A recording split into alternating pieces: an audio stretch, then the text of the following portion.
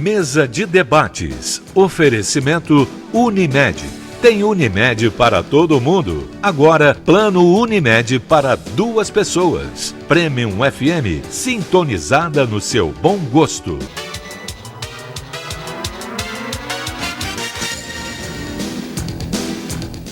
Olá, hoje é terça-feira, dia 30 de janeiro. Está começando mais uma mesa de debates aqui pela TV Juiz de Fora. Para a gente é sempre um prazer, uma honra imensa estar com você na sua casa. Eu já te faço um convite para acompanhar o nosso programa hoje até o finalzinho, até meio-dia. No programa de hoje vamos falar sobre o julgamento do ex-presidente Lula e os possíveis impactos da decisão do tribunal na economia e na política brasileira. Você sabe que pode participar com a gente do nosso programa de um jeito muito simples. É só mandar sua mensagem para o nosso WhatsApp, se tiver alguma pergunta ou alguma sugestão de tema. Manda uma mensagem para a gente, no número 988924905. Apresento agora os debatedores do nosso programa de hoje. Bom dia, Erickson, tudo bem? Bom dia, Caio, bom dia, Rogério, bom dia aos convidados, bom dia a você, telespectador. Bom dia, Rogério. Bom dia, Caio, Erickson, Wilson, Nelson, professor Orlando. Fazer um programa bacana aí hoje, né? Vamos lá, então. Apresento agora os convidados do nosso programa de hoje.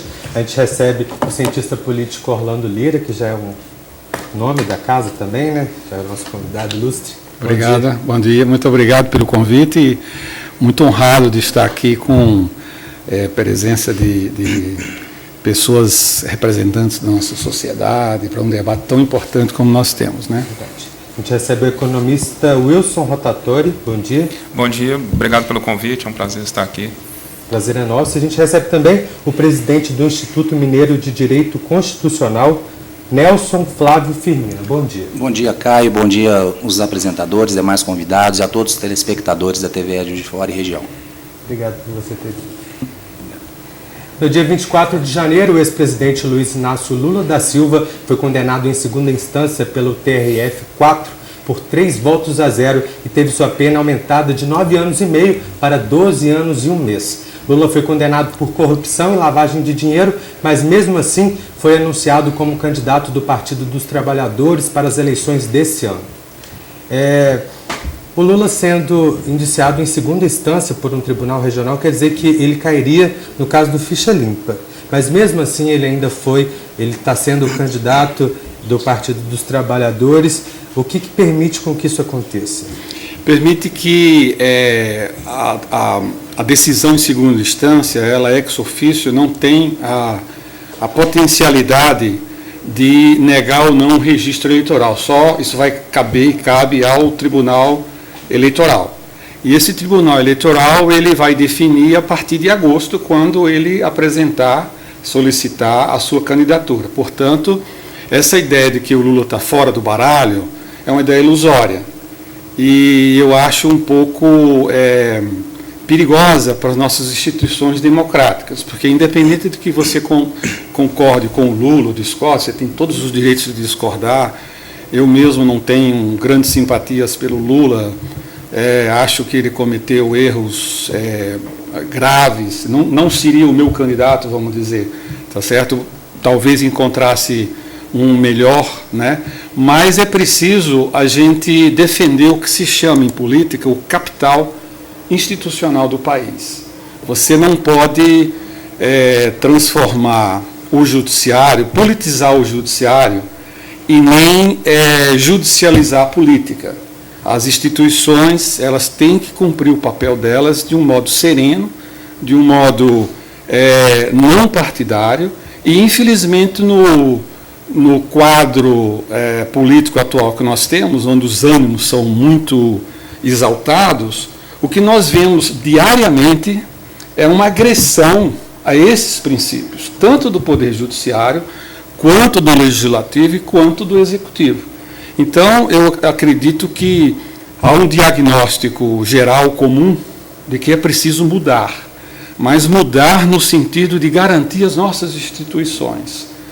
E a garantia dessas instituições passa, evidentemente, pela Constituição. Então, você não pode negar a um réu defesa, você não pode simplesmente tirar um candidato que está com 40% das eleições por um golpe judiciário, tá certo? Contra o qual há pesadas restrições ou críticas, que depois nós podemos ver aqui com mais detalhes, tá certo? E não é opinião minha, é opinião de mais de 150 juristas do mundo todo.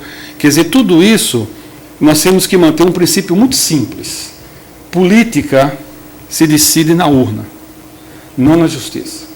Então, a lei da ficha limpa, que, aliás, é tratada pelo Gilmar Mendes, o ministro do Supremo Tribunal, como uma lei tendo sido escrita por bêbados.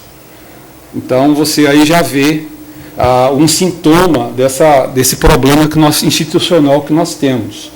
É um Supremo onde você não tem um tribunal, você tem 11 juízes. É uma justiça onde você não tem, na segunda instância, na primeira instância, juízes, mas você tem a figura dos justiceiros, que se alinham politicamente conforme a conveniência. E isso não é de hoje. Se você lê Os Donos do Poder, o famoso clássico do Faoro, não é? Do Raimundo Faoro, ele mostra essa tradição patrimonialista do nosso Estado. O Estado brasileiro, seja nos 3 poderes, ele não representa interesse como nos Estados Unidos. Nos Estados Unidos você tem a indústria de armas, que tem os seus deputados, e ele defende as armas. Você tem os abortistas, que representam os abortistas. Aqui nós não temos representação da sociedade. Segundo o Faoro, o nosso Estado, ele é autopoético, ele é autossuficiente, ele governa de costas para a sociedade civil. E aqui é uma cooptação de interesse. É por isso que é um problema para os economistas. Por quê? Porque os interesses são cooptados. Você vê uma mescla, você vê um conúbio entre setor privado e Estado. Então, isso, vamos dizer, caracteriza a nossa tradição política há 5 séculos. Mas, Orlando, você me desculpe fazer um breve comentário, até te interrompendo, de repente até fazendo uma provocação ao Nelson que está aqui, porque nessa nossa jovem democracia, não discordo nada do que você falou até agora, houve um lampejo de mudança a partir do movimento Muda Brasil, que o Nelson presidiu a nível nacional, né? Aonde que cidadãos notoriamente de classe média, com um poder de educação mais elevado, né, foram às ruas, inclusive com bandeira nacional na cor verde e amarela, né, coisa que a gente só via em jogo de futebol, e de repente começaram a se posicionar. E um dos discursos mais fortes era fora Lula, fora Dilma, né, e nesse lampejo, né, a gente viu que muitas pessoas se manifestaram, a maçonaria enquanto instituição se manifestou, né, criando até assim, uma dualidade, coisa que o Brasil nunca tinha visto, né, porque a gente via sempre movimentos de esquerda, o vermelho predominantemente nas ruas, e aí veio esse movimento, né, movimento esse que através dele, né, originou algumas lideranças, né, mas aproveitando que eu acabei te interrompendo, você vai voltar para a fala novamente, e aqui provocando o Nelson, eu queria fazer uma pergunta, né? Porque aonde que está esse movimento hoje? As pessoas, né, o bater panelas, o ir para a rua, deixou de existir. A gente viu ali nas ruas agora, recentemente, né, uma quantidade muito pequena dessas pessoas. O que aconteceu, Nelson? O movimento ele se recolheu, ficou satisfeito? Não. Houve alguma situação? Na verdade, o movimento ele está cada vez mais intenso. A realidade é que nós... A congregação de pessoas nas cidades do país, ela depende muito de fatores relevantes para a gente poder fazer isso. Nós tivemos muitos fatores relevantes, né? E a tão esperado julgamento em segunda instância, né, que é uma das pautas aqui, eu creio, para poder os movimentos, né, chamados movimentos de rua, tomarem as posições melhores. Então, nós estávamos, de início, aguardando as novas notícias para que os movimentos possam se mobilizar. Vimos até agora se mobilizando através de redes sociais. Agora, a grande concentração das ruas, indubitavelmente, foi a saída do Fora PT, Fora Dilma. A partir daí, agora, todos os atos, não só se tratando de PT, de Dilma e de Lula, os movimentos não foram feitos para combater isso, exatamente, né? Mas como também combater as coisas da desordem, né? da desordem. A desordem continua e os movimentos... Sim, continua. Os movimentos agora estão se agregando para uma nova postura diante dos novos acontecimentos. Os acontecimentos passados, nós já nos posicionamos. Os acontecimentos recentes, vamos continuar posicionando agora daqui para o futuro. Então, é isso que os movimentos aguardam. Tá? Os movimentos aguardam. Não, qualquer notícia ruim que nós temos todos os dias quando abrimos os jornais, não é motivo para ir todos os dias às ruas. Nós temos que pegar uma pauta e essa pauta congregar o maior número de pessoas nas suas cidades e rebater. Então, só voltando à questão do professor Rolando aqui, onde você colocou também, Erickson, onde a justiça, o judiciário está cuidando da política. Mas o judiciário hoje está cuidando da política em função da desordem, do desordenamento, do desrespeito à Constituição Federal. Então, por isso que a política ela tem que ser tratada, não é com o judiciário, ela tem que ser tratada com ética. E essa falta de ética é que levou o judiciário.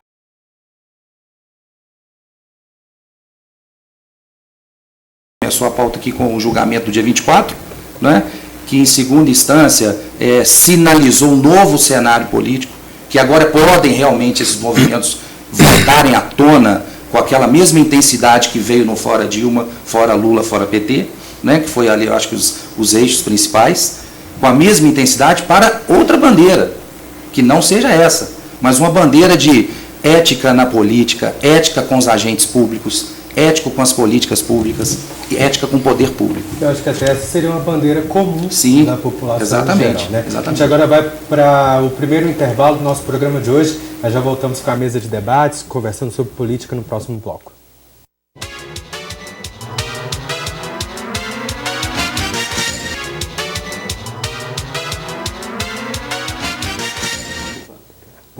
Estamos de volta com a mesa de debates aqui pela TV Juiz de Fora. Rogério?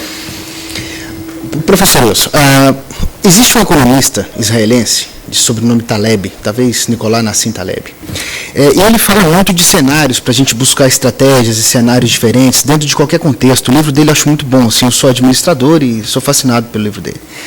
Porque, apesar de tudo, ele traz para a gente exatamente esse momento que a gente está vivendo agora. Se não me engano, um dia após o julgamento, a Bolsa já subiu, o reflexo é imediato. E isso já aconteceu lá atrás, vai continuar acontecendo, né? Eu imagino que os estrategistas do partido devam ter um plano A, um plano B, são inteligentes, então eu não imagino que o plano único seja o Lula, até porque isso vai ser julgado, se não me engano, dia 15 de agosto, né, lá no TCE. Enfim, buscando tudo isso, juntando tudo isso, qual é o cenário político para a gente, tendo Lula ou não Lula? Bom, esse é um ponto importante. A permanência do Lula, no meu ponto de vista, é um cenário ruim por conta da discussão jurídica. Nós vamos nos perder numa discussão jurídica, que eu acho que é ruim para a democracia brasileira. Sim. O Lula não é uma instituição, ele é um cidadão. Ele não está acima da lei. Então, esse ponto é importantíssimo. Ele precisa passar por esse crivo da lei, que inclusive foi liderada pelo próprio PT, pelo partido dele. Né? Então, cair nessa discussão é ruim para o lado econômico. Né? Quer dizer, pode ter lá os seus efeitos politicamente, a gente pode discutir as instituições, pode até ter algum avanço em termos políticos, mas em termos econômicos é ruim porque nós vamos nos perder. Nós temos pautas econômicas que são importantes, entre elas a reforma da Previdência está parada, certo? Nós teríamos que pensar também, talvez, numa reforma tributária, que é importantíssima para o Brasil. Quer dizer, essas questões estão paradas, né? O investimento, embora a gente tenha tido um pouquinho de recuperação econômica agora, quer dizer, o Brasil cresceu um pouco e tal, foi um crescimento com base no consumo, a inflação caiu, as famílias tendem a consumir um pouco mais, mas a gente não está vendo investimento, ou seja, um movimento, justamente. E a questão da infraestrutura parou por conta do processo né, da própria Lava Jato, quer dizer, nós paramos com esse investimento. O investimento privado também está, vamos dizer, aguardando esse resultado. Então, isso é um cenário ruim para a economia brasileira, até isso se colocar. Eu não acho que seja a melhor opção a gente ficar nessa discussão jurídica, porque vai cair, sim. E nós vamos perder a campanha presidencial nisso. Eu acho que a campanha presidencial a gente poderia ter outra outro direcionamento, porque nós temos pautas importantíssimas para o Brasil que não podem ficar para trás. E essa discussão está vindo em boa hora. Se eu não me engano, hoje saiu que o Estado, a Federação e algumas capitais estão repassando para a terceirização, né, 230 projetos de infraestrutura, aeroportos, rodovias e tudo mais. Ou seja, realmente alguma coisa precisa... Isso precisa passar pelo debate, qual o direcionamento que a gente quer para esse lado do Estado, como ele vai prover infraestrutura, certo? Porque nós tivemos um problema sério com essa questão, principalmente por causa da Petrobras, mas parou por conta o investimento em infraestrutura no Brasil parou por conta dessa judicialização do processo. Isso é ruim para a economia. Então nós estamos enfrentando esse problema, a gente precisa decidir isso, nós não podemos ficar presos num debate. Eu acho que esse é o pior cenário. O outro cenário seria realmente ele se afastar no sentido da candidatura, que ele pode dar apoio. Sim. Acho que esse é um ponto. Quer dizer, eu não estou pedindo aqui que não haja campanha política, pelo amor de Deus, não é o caso isso. Não, nós temos que ter isso, porque é uma democracia, faz parte. Quer dizer, uma parcela da sociedade que apoia e tem uma parcela que não apoia. Então, mas a questão é o seguinte, se afastar essa questão jurídica, eu acho que a gente pode ter um debate que é mais rico dentro da campanha, e é essencial para que o Brasil volte a crescer, porque senão nós vamos ficar presos nesse lado jurídico. O Rogério colocou, né, no crescimento da Bolsa, ele não só cresceu, como ele bateu um índice que jamais foi visto no Brasil, né, chegou a 83 mil pontos ou mais. O que nós temos aí no cenário, e eu faço de público aqui uma colocação, pode ser até polêmica, mas é fato, porque quanto a fatos, não há argumentos. O Lula foi um presidente competente. Ele tinha ao seu lado Zé Alencar, que era empresário, né? Ele surfou numa onda de crescimento mundial, certo? Ele trouxe uma Olimpíada, ele trouxe uma Copa do Mundo que, bem ou mal, né, deram ao Brasil um destaque mundial, né? Nós temos aí, nesse destaque mundial, o Brasil chegou a ser a 5ª maior economia. Agora, nós tivemos a condenação em segunda instância e com a pena majorada, né? Voltando ao nosso debate aqui, né, eu questiono aqui ao cientista político Orlando, tá, né, que isso aí, independente de qualquer coisa, nós temos a lei da ficha limpa, e é claro, se nós tivéssemos o Lula num cenário sendo derrotado, ele jamais se tornaria Marte. Agora, ele estando impedido de participar desse pleito, ele pode se tornar um Marte. E é diante disso que você fez suas primeiras colocações, que Lula deveria participar desse pleito? Vamos por etapas aqui, que foram jogadas tantas questões. Primeiramente, eu queria fazer um contraponto aqui ao nosso ilustre economista, que tem toda a razão em querer, de qualquer modo, vamos dizer, desejar que o Lula seja tirado desse pleito, porque simplesmente a pauta que parece estar sendo proposta aqui, como a pauta previdenciária, talvez a lei trabalhista, das privatizações, perderam em 4 eleições sucessivas.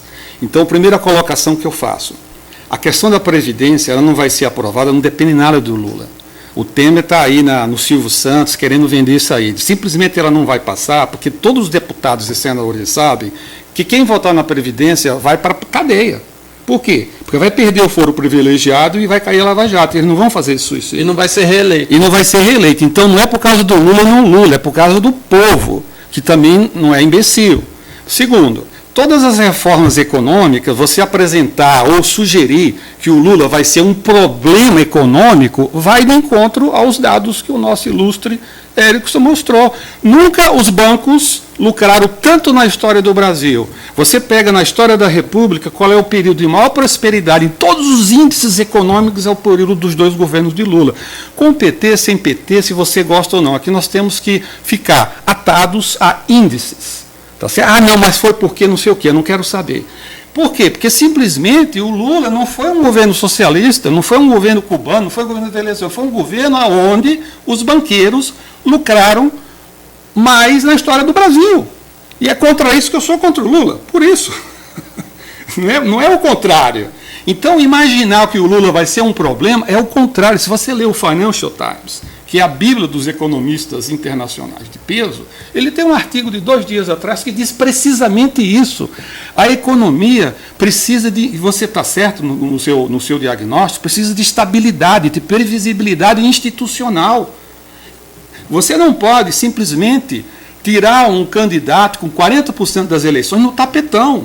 Vamos agora ver aqui, se fala tanto da condenação da segunda instância como se não houvesse problemas. Vamos lá, temos um constitucionalista aqui. Pode haver crime sem tipo legal? Não. Não.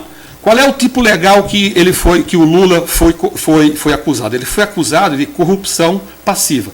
Corrupção passiva, você precisa de dois elementos fundamentais. Você precisa ser funcionário e precisa receber a propina. Nenhum dos dois se aplica ao Lula. Então eles mudaram. O que é que fizeram? Aí eles disseram, bom, como ele não se enquadra nesse tipo legal, nós vamos estender a acusação ao tempo de 2010 da Petrobras. E fizeram essa lambança jurídica para poder enquadrá-lo num tipo legal que não existe, se chama corrupção complexa, isso não existe. Eles trocaram a definição do tipo que diz receber propina por solicitar propina. Isso é um atentado ao direito penal básico. E está lá na sentença deles. Depois, eles usaram uma teoria que é a teoria do fato. A teoria do fato ela é controversa. Ela até em 2009, o Supremo Tribunal Federal negou essa teoria do fato. Isso não existe. Não existe você ser condenado em segunda instância. Você tem o artigo 5º da Constituição, é claro, você não pode ser condenado, a não ser condenado em todas as instâncias. A lei da ficha limpa, ela tem dispositivos muito ambíguos que permitem múltiplas interpretações. Agora depende do Gilmar Mendes. Está 5-5. Está 5-5? Não, está 4-. Se o Gilmar Mendes decidir que é o artigo 5º da Constituição e não é a lei da ficha limpa, o Lula está lá.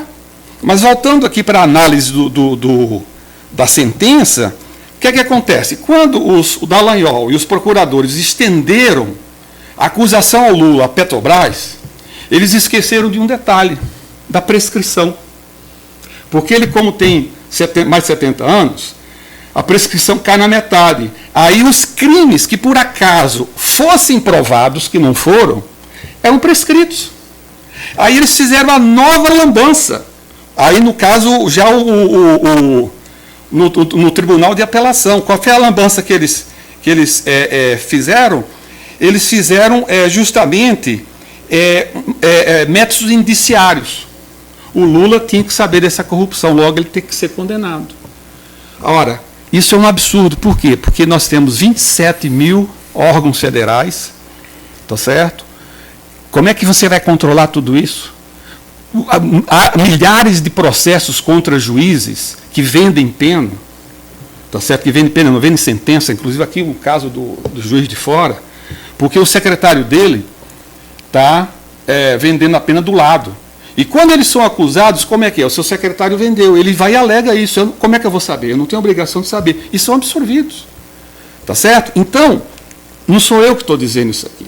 Isso aqui é uma análise de mais de 150 juristas do mundo todo. E a minha opinião é a seguinte, não é para defender o Lula, não. É para defender a Lava Jato. Porque isso aqui vai detonar a Lava Jato. Você vai deslegitimar o processo da Lava Jato. A Lava Jato vai perder credibilidade nacional e internacional. Qualquer recurso que chegar no Supremo Tribunal Federal, essa sentença cai. Eles sabem disso.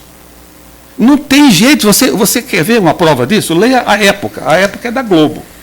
Vai dizer que a Globo está a favor do Lula, da gargalhada. Tem um artigo dessa semana da Época, por um jurista, que ele diz isso. E aí eu concordo com você. Isso cria uma insegurança jurídica muito grande. Agora, você não pode tirar no tapetão isso.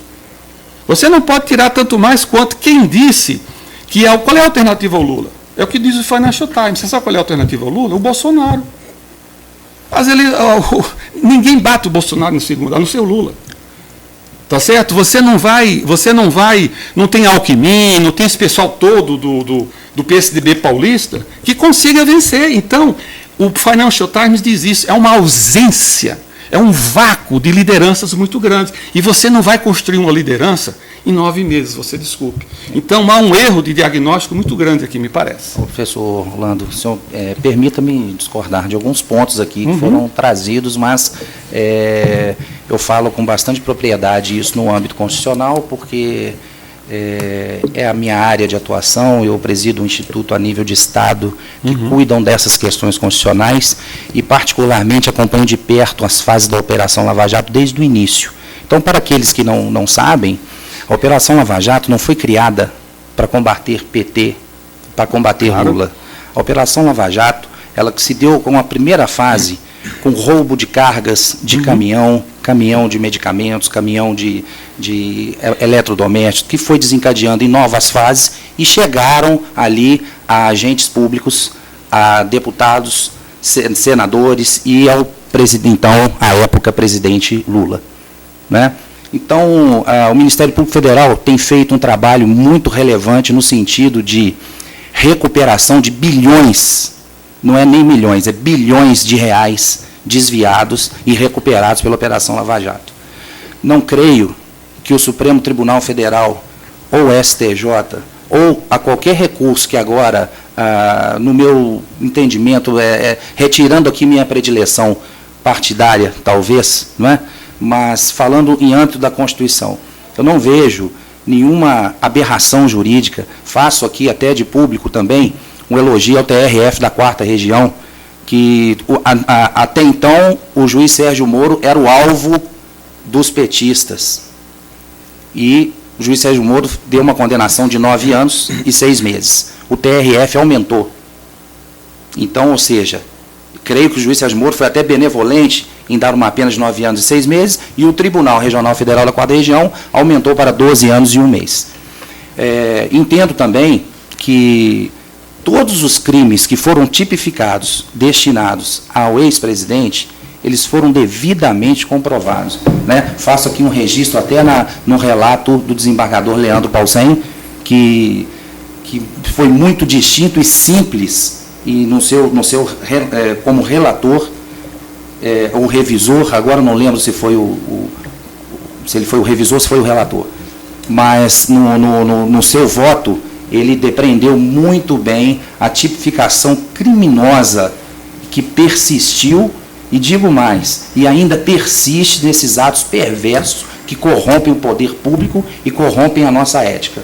Então, o TRF da 4ª Região, agora, principalmente, né, eu não creio que o Tribunal Superior Eleitoral vá divergir dessas questões na análise da questão de candidatura.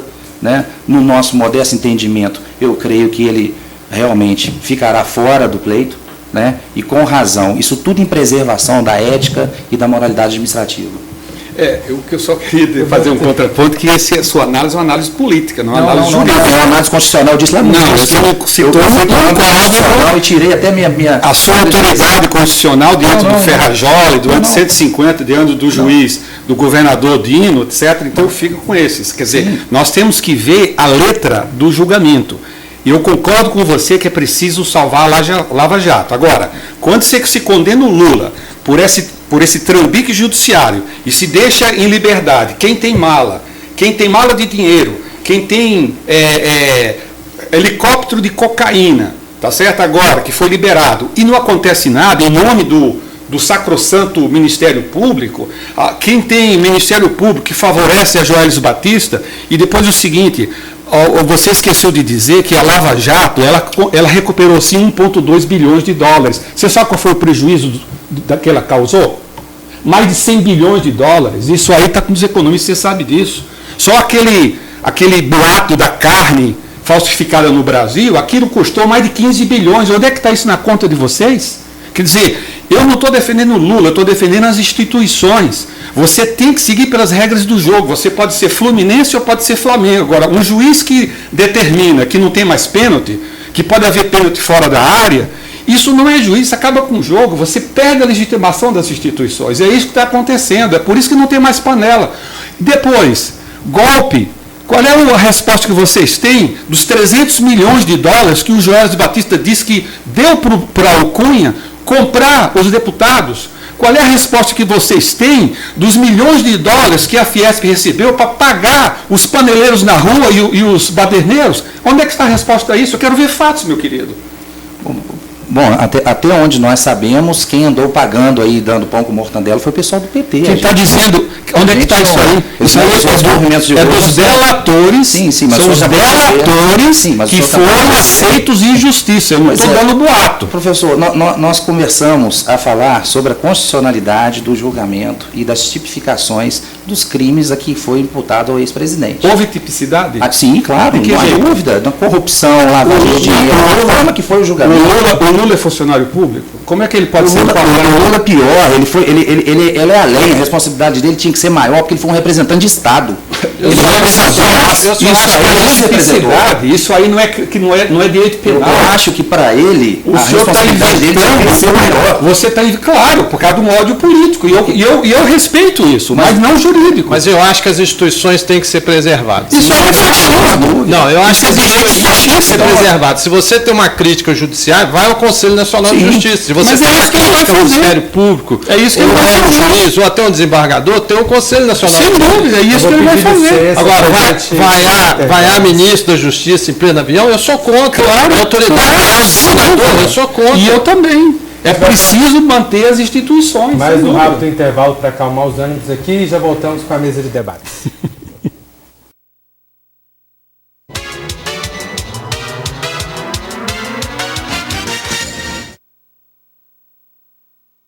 Mesa de debates. Oferecimento Unimed. Tem Unimed para todo mundo. Agora, plano Unimed para 2 pessoas. Premium FM, sintonizada no seu bom gosto.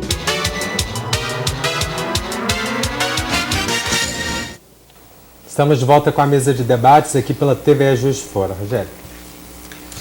Professor Orlando, hoje ou amanhã talvez esteja fazendo aí um ano das primeiras delações da Odebrecht, né? Uhum.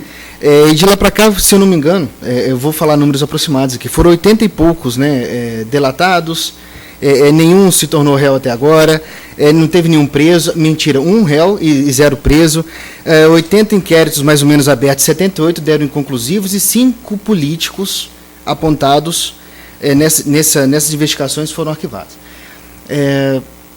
Essa coisa toda realmente parece que essa velocidade toda pode ser para que a gente tenha um ano eleitoral diferente do que foi pensado lá em 2007 e tudo mais. E aí, me fala um pouquinho como é que junta todo esse pacote para a gente melhorar isso aí. E solução? Não, isso aqui é a mesma coisa de perguntar, se eu tivesse uma bola de cristal aqui, sim, eu acho que nenhum cientista político, nenhum economista, nenhum petista ou nenhum antipetista consegue prever nada a não ser 24 horas. Porque o cenário é absolutamente caótico e, nesse sentido, eu concordo com o nosso ilustre economista que isso talvez não seja bom para a economia. Tá certo? Sem dúvida, porque nós precisamos de estabilidade institucional. Agora, o problema é o seguinte, é que se os poderes eles não se mantêm no papel deles, se o Ministério Público não investiga e se abstém de dar aula de moralidade, aula de moral e cívica, mesmo que seja certa, como o Delanhol faz, por exemplo, tá certo? Ele investiga, apresenta as provas, o juiz julga. E o juiz, o judiciário, ele não aparece em festas abraçando esse ou aquele, ele não dá habeas corpus para um e nega para outros. Toda essa institucionalidade está completamente comprometida, seja a favor de um partido, seja contra um partido. E esse que é o problema que cria o quê? Por isso que eu concordo com o nosso Nelson aqui, que é preciso mudar. Quando ele diz que é preciso mudar, ele está dizendo o seguinte, não podemos ser conservadores, porque você vai conservar o quê? Agora, é preciso mudar dentro dos padrões constitucionais. Nós temos um pacto constitucional, nós temos, a nossa democracia tem apenas 30 anos, tá certo? E sempre houve alternância de poder. O PSDB e o PT sempre eram os partidos como os democratas e os republicanos, tá certo? E havia um equilíbrio. E a noiva sempre o PMDB. A noiva e o PMDB, mas se respeitava. O que é que aconteceu? Qual foi a origem desse problema institucional, na meu ver e no ver de muitos analistas políticos? Foi o golpe contra a Dilma. Por quê? Porque a Dilma era incompetente? Eu acho que tem muitos argumentos para provar isso. A Dilma era isso, era aquilo, concordo com tudo. Agora, ela era presidente da República e ela era mandatária de 54 milhões de votos. Você não poderia transformar um sistema presidencialista num sistema parlamentar. Tanto mais quanto, e agravado por o fato de delações, não era uma ou duas ou três, do Joesley, que diz que entregou 300 milhões de dólares para o Cunha, primeiro, fazer pautas bombas, portanto, não aprovava nada. O primeiro-ministro da Dilma, quem foi? Foi o seu colega lá, o Levi, que é o representante dos bancos. Tentou fazer tudo, não aprovava nada. Por quê? Porque a regra era, vamos tirar a Dilma. Por quê? Detalhezinho que o senador Jucá, vem nos explicar. Porque ela está desfazendo os acordos de corrupção. É só ler, é só ouvir os áudios do Jucá. É preciso acabar com a sangria. E ele tem a frase mortal. Com o Supremo e tudo. Bom, é ou não é, não sei. Vamos ver. Os fatos vão dizer. Então, esse foi a origem de quê? Porque você derrota um candidato nas urnas, não no tapetão. Você imagine só por um instante, que a Dilma não fosse tirada. Ela hoje estaria exângue. O PT estaria a -0, a -3. Porque você imagina essas crises todas, com essa pauta bomba. Jamais o PT tinha que mudar a sigla. O que é que resolveram fazer? Tirá-la para quê? Combater a corrupção. 270 deputados que votaram contra a Dilma por corrupção, que chegaram com a bandeira, são todos denunciados por corrupção. Todos. Os líderes, está aí o Cunha, condenado a mais de 400 anos de cadeia, todos, sem exceção. Tá certo? E a figura mais patética é do Gedel, com bandeira, Muda Brasil, e 57 milhões na casa dele. Então, essa farsa, isso virou uma palhaçada. É uma palhaçada que ninguém acredita mais em nada. Como ninguém acredita mais em nada, qual é a reação da opinião pública? O povo, não é o povo que vai para as ruas com bandeira e panela, não, porque toma champanhe na Avenida Paulista. Eu estou falando do povo Zé Getúlio Vargas daqui. Eu estou falando do povo pobre, que não tem muita informação, mas vê esses absurdos. Quem é que eles estão apoiando? Gente de discurso fácil, os carismáticos. Bandido bom é bandido morto. Eu vou ajeitar essa economia porque eu quero, e ninguém bate esse sujeito. Então nós estamos à beira do abismo. Vocês vão tirar Lula? Ótimo. Mas quem vai entrar no lugar, né? O Bolsonaro e o Milagre. Quem que é o Milagre? Mas eu queria, novamente, Orlando, você me desculpa, mas você falou uma coisa e que o Wilson acabou deixando passar, e eu queria provocar aqui o Wilson nesse sentido. O Nelson colocou que a Lava Jato recuperou 1,5 bilhão lá ou mais. E o Orlando me coloca aqui que a Lava Jato trouxe um prejuízo. Ambos estão certos nas suas falas, mas sob o olhar da economia, entendeu?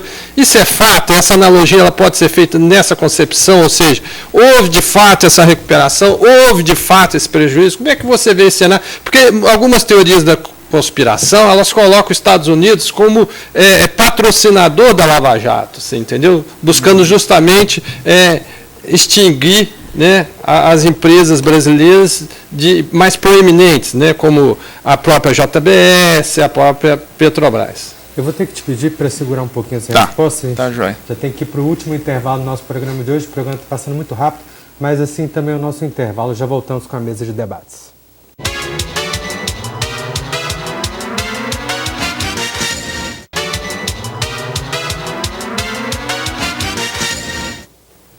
Estamos de volta para o último bloco do nosso programa de hoje. Wilson, por favor. Respondendo então a pergunta, a questão principal que a gente tem, assim, com esse, é colocado um prejuízo e, recuperou-se com tantos bilhões com a Lava Jato, né, e por outro lado causou-se, entre aspas, esse prejuízo, mas a gente tem que olhar na realidade para os efeitos, vamos dizer, que a gente teve com a crise econômica. Os prejuízos foram imensos. Né? Nós tivemos queda de 6% no PIB, mais de 6% no PIB em 2 anos seguintes, como a gente fala de 6 trilhões de reais, são valores imensos que nós temos. Mas, enfim, aí chegar e dizer, não, um anúncio causou esse prejuízo, no fundo isso é difícil de dizer porque movimentos políticos causam oscilações. Então, muitas vezes você tem anúncios bons, tem anúncios ruins. Então, anúncios bons também trazem ganhos, entre aspas, para a economia do país, assim como anúncios ruins.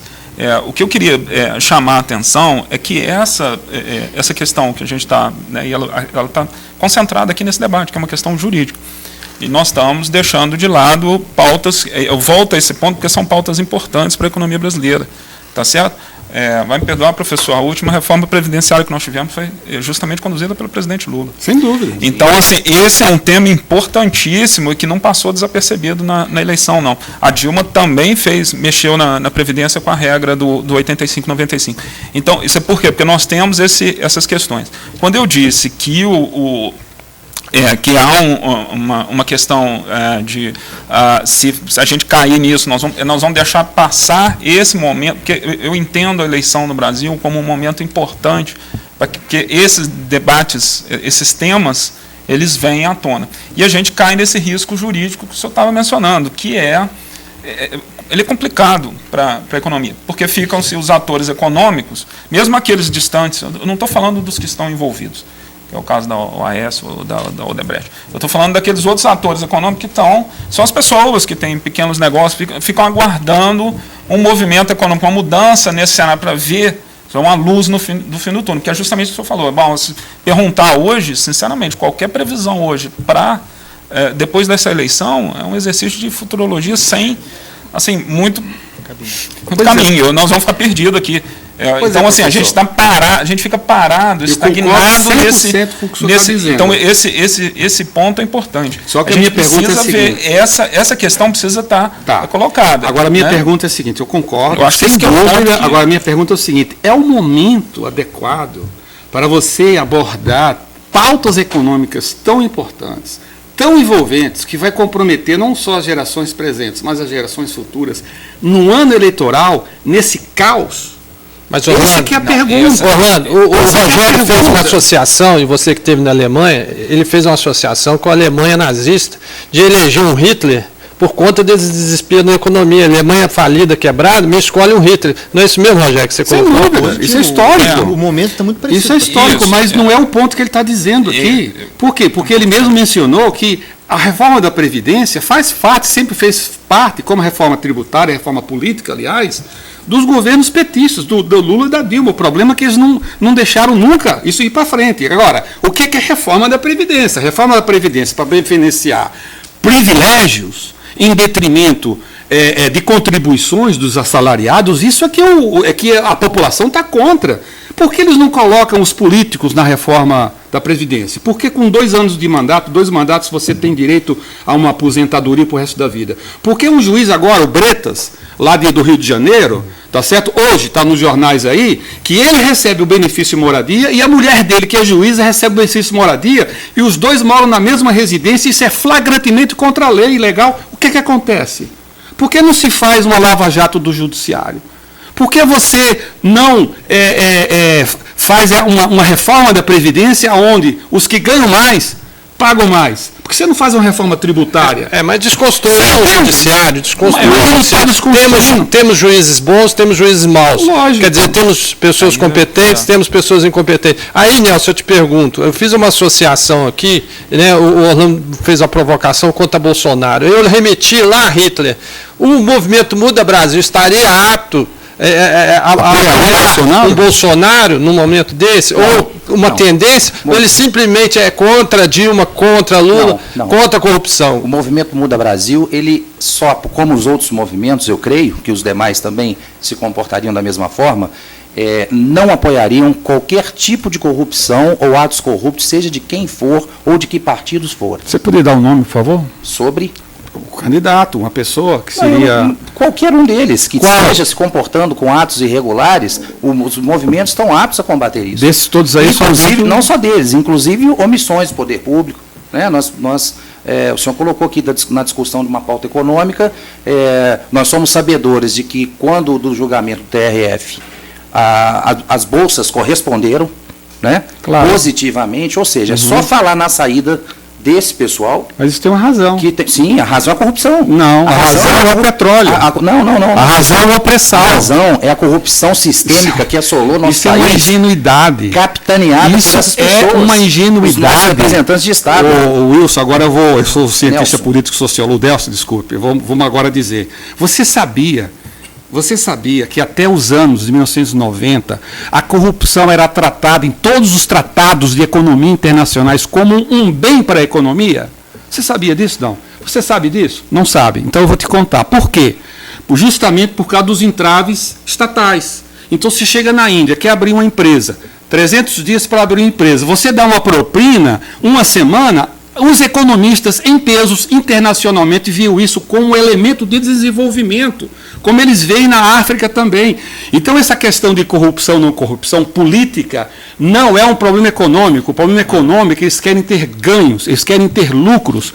Se é com corrupção, sem corrupção, não interessa para eles. Por quê? Porque ética e economia não se misturam. O que se mistura é ganho e não ganho. Aí você vê o quê? Essa organização criminosa que está no poder, dito pelo procurador Janot, tá certo? Então, o Sacrosanto Janot, a organização criminosa, está entregando o pré-sal, a Shell, com 20 anos de isenção tributária de mais de $1 trilhão, vai vender a Embraer para os Estados Unidos, tá certo? Nós vamos perder a nossa autonomia aérea, vai vender os nossos recursos hídricos da Eletrobras para a China. Tá certo? É por isso que as bolsas estão lá em cima. Um aquífero para a Nestlé. A Nestlé, tá certo? Então, colocar esse discurso o único padrão de análise da corrupção é de uma inocência que absolutamente não tem nada a ver com sorte. Me permita-me só fazer uma... Aí vem essa pergunta. Sim. Me permita só considerar a colocação que o senhor acabou de postar aqui.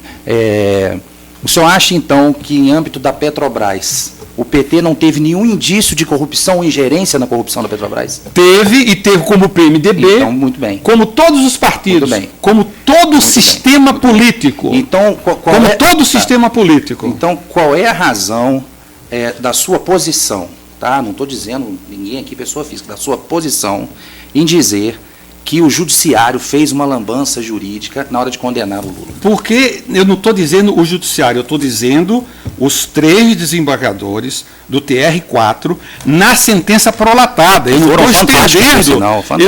Você leu tudo? Sim, claro. Então o que é que você me fala? O que é a teoria da corrupção complexa? Porque eles mudaram o conceito de solicitar. A lei diz receber, eles colocaram solicitar. Se tratando de Código Penal, nula pena, nula lege, sine crime. Como é que você pode mudar um tipo penal? Você poderia responder por gentileza? Claro, perfeitamente. Diga. Agora, não houve mudança de tipificação na sentença dele, ele traduz receber para o solicitar. Então você não leu a sentença dele. Claro. O senhor chegou a ler a sentença de primeiro grau? Eu li tudo. A sentença de primeiro grau, o senhor sabe quantas laudas tinha? Sim. 238 laudas. Isso. Exageradamente, vamos dizer assim, no seu conteúdo, muito bem fundamentada. Tem páginas? Não. Tem páginas. Acabei de dizer, bem fundamentada. E por que eles trocaram? Por que eles trocaram o objeto da acusação? Porque o TR4 mudou. Veja bem. O TR4 mudou. O que foi julgado foi apelação do Ministério Público. Porque ele mudou. O TR4 trouxe a Petrobras de volta. O Sérgio Moro tinha explicitamente dizendo, ele diz lá, não há relação entre os contratos, porque eles mudaram. Foi erro do Sérgio Moro ou erro do TR4? Não, o Sérgio Moro não teve essa fala que não há relação entre os contratos. Escrito, pelo amor de Deus, o Sérgio Moro diz explicitamente que não havia relação entre os contratos que o Dallagnol queria. Que história é essa? É só você ler, vai lá e entra. Tá certo? É muito bonito falar em tese. Por que o TR4 mudou? Mudou porque senão o crime estava prescrito. E eles tinham uma ordem de condenar o Lula em qualquer caso. Mas a ordem de quem? É uma ordem dos donos do poder. Dos donos do poder. Quem seriam esses donos? Esses donos do poder são aqueles que estão na organização criminosa no poder hoje. É a mídia monopolista. Tá certo? São os movimentos comprados que foram às ruas. E depois você me desculpe, Muda Brasil só existe na internet. Você não vê uma panela você não vê um movimento, e eu duvido Nós que tivemos a última vez aqui quase 60 mil pessoas nas ruas, só em Juiz de Fora. Aonde? Aqui, Quando? O senhor mora em Juiz de Fora? Quando, Mauro? Quando?